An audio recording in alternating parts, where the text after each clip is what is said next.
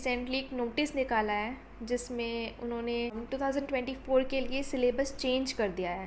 So how it's gonna affect us as aspirants और क्या क्या चेंजेस आए हैं इस वीडियो में बात करेंगे, स्पेशली बायोलॉजी की कि बायोलॉजी में कौन कौन सी चीज़ें कट हुई हैं और कौन कौन सी चीज़ें ऐड हुई हैं। अब हम बात करेंगे अबाउट कि आपको ओल्ड एनसीईआरटी पढ़नी है नहीं पढ़नी। Also, the information that I'm going to give in this video is 100% correct and 100% relevant. You can trust it. So there is this public notice that says it is notified to all the stakeholders, especially the aspiring candidates, that the Undergraduate Medical Education Board, an autonomous body under National Medical Commission, has finalized the NEET UG 2024 syllabus. So the syllabus has been updated and we will talk about कि biology में कौन कौन से changes आए हैं। So let's get started.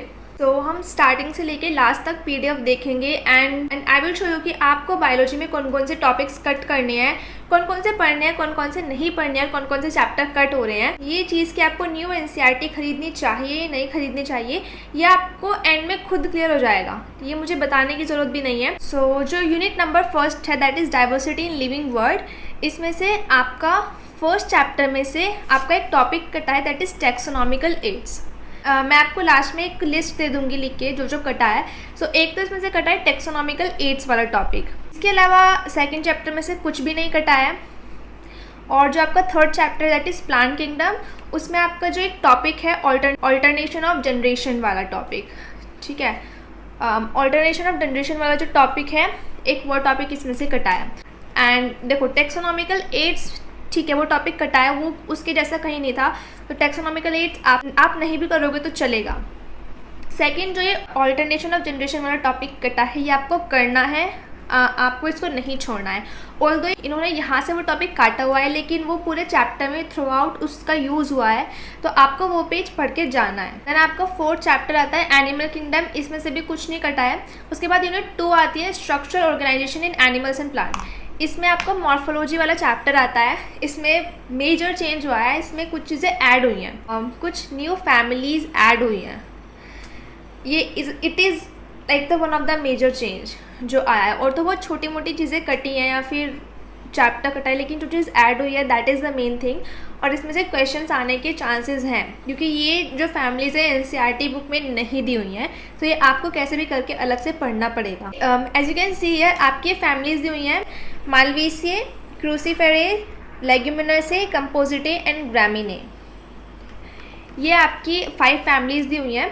इसमें से आपकी जो न्यू एनसीईआरटी है उसमें सिर्फ एक ही फैमिली है सोलेनेसी, सो वो तो आप पढ़ लेना। जो न्यू फैमिलीज़ है मालवीसिए वो लेडी फिंगर की फैमिली है। उसके बाद आपका क्रूसीफेरेज आता है, ये आप क्रूसीफेरेज आपका ब्रासिकेसी है, उसका वो डायग्राम दिया हुआ है एनसीईआरटी में, तो उसके बारे में भी आपको डीप में पढ़ना पड़ेगा।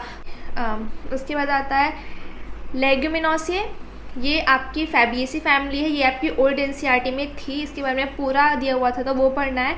उसके बाद आता है आपका कंपोजिटे, कंपोजिटे होती है आपकी एस्ट्रीसिए फैमिली, ये आपने एस्ट्रीसिए वर्ड वहाँ पढ़ा होगा, एपोमिक्सिस वाला जो टॉपिक था वहाँ पे।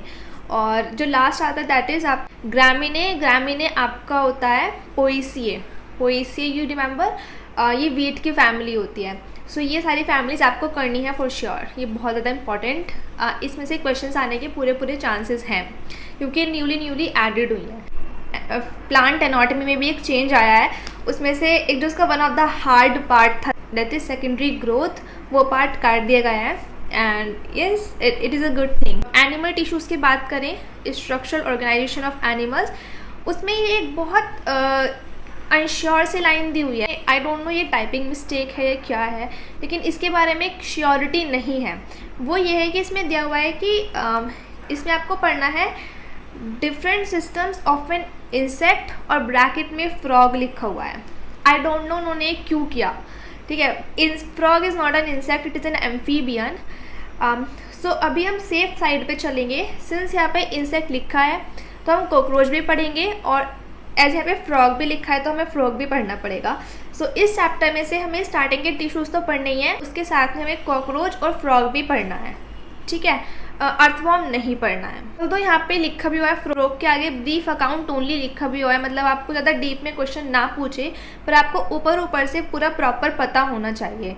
उसके बाद unit 3 cell structure and function में कोई चेंज नहीं है, एज इट इज़ आपको पूरा का पूरा पढ़ना है। उसके बाद यूनिट 4 प्लांट फिजियोलॉजी, इसमें से 2 चैप्टर गायब कर दिया आपके। Transport in plants and mineral nutrition cut हो चुका है पूरा चैप्टर। मिनरल न्यूट्रिशन जो चैप्टर था उसको आप बोल सकते हो कि उसमें जो कुछ चीज़ें थी वो दूसरे चैप्टर्स में भी चीज़ें हैं, जो भी आपकी जो मिनरल्स का जो यूज़ था वो आपके दूसरे चैप्टर्स में भी है, तो उसको तो हम ज़्यादा नहीं मानते। लेकिन हाँ, ट्रांसपोर्ट एंड प्लांट्स एक लेंथी चैप्टर था और वो कट हो गया है।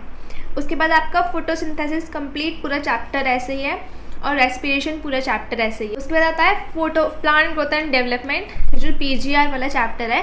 PGR में आपका लास्ट का जो पार्ट था that is photoperiodism, vernalization and seed dormancy, ये तीनों टॉपिक काट दिए गए हैं। जो सीड डोरमेंसी टॉपिक है वो आपका क्लास 12th में है, चैप्टर 2 में सीड डोरमेंसी वाला टॉपिक है, तो आप इसको भी मत मानो कटा हुआ। I am just giving you information कि ये तीनों टॉपिक कट चुके हैं। उसके बाद आते हैं unit 5 that is human physiology. Human physiology में एक चैप्टर कट चुका है, डाइजेशन वाला chapter, which was not an very hard chapter but still एक चैप्टर कम हो गया है, वो खुशी की बात है। एक और आपका टॉपिक कटा है जो आपका न्यूरल कंट्रोल एंड कोऑर्डिनेशन वाला चैप्टर है, उसमें आपका जो सेंसरी ऑर्गन वाला टॉपिक है ईयर्स और eyes, which was considered a little bit hard topic, वो भी टॉपिक कट चुका है। मैं आपको पूरी टोटल जो समरी है वो मैं आपको लास्ट में एक जगह लिख के दे दूंगी कि कौन कौन सी चीज़ें कट हुई हैं और कौन कौन सी ऐड हुई हैं, आप वो देख लेना। फिलहाल अब आप देख लीजिए। Now let's move to class 12th। Class 12th में क्या कटा है, तो जो फर्स्ट चैप्टर था that is reproduction in organisms, वो वाला जो चैप्टर है वो कट चुका है, which was not very significant, बहुत इंपॉर्टेंट नहीं था। तो फर्स्ट चैप्टर कट चुका है, सेकंड चैप्टर है as it is, third chapter है एज इट इज और fourth chapter as it is है। रिप्रोडक्शन की पूरी यूनिट एज इट इज है एक्सेप्ट फर्स्ट चैप्टर। आपकी जो जेनेटिक्स एंड एवोल्यूशन वाली यूनिट है ये भी प्रॉपर एज इट इज है, तीनों चैप्टर में सारी चीज़ें हैं, कुछ भी नहीं कटा है। उसके बाद यूनिट 8 की बात करें, बायोलॉजी एंड ह्यूमन वेलफेयर, इसमें आपका एक चैप्टर कटा है दैट इज स्ट्रैटेजीज। 2 चैप्टर है इस यूनिट में, ह्यूमन हेल्थ एंड डिसीज और माइक्रोब्स इन ह्यूमन वेलफेयर वाला चैप्टर। उसके बाद नेक्स्ट बायोटेक्नोलॉजी वाली unit complete as it is है, इसमें से कुछ भी नहीं कटा है। नेक्स्ट इकोलॉजी में आपका जो लास्ट वाला चैप्टर है एनवायरमेंटल इश्यूज़, वो वाला चैप्टर कटा है। इकोसिस्टम वाले में आपका जो एक टॉपिक था दैट इज़ जो सक्सेशन वाला टॉपिक है, वो टॉपिक भी कट हो चुका है, तो वो टॉपिक भी आपको नहीं पढ़ना है। जो टॉपिक कट हो चुका है वो उसमें से क्वेश्चंस नहीं आएंगे, ये तो बात 100% है। लेकिन जो टॉपिक कट नहीं हुआ है, जो टॉपिक है उसमें से ट्रिकी क्वेश्चंस आ सकते हैं, तो उसके लिए भी हैव टू बी प्रिपेयर्ड। तो जैसे हम प्रिपेयर कर रहे हैं वैसे प्रिपेयर करते रहेंगे।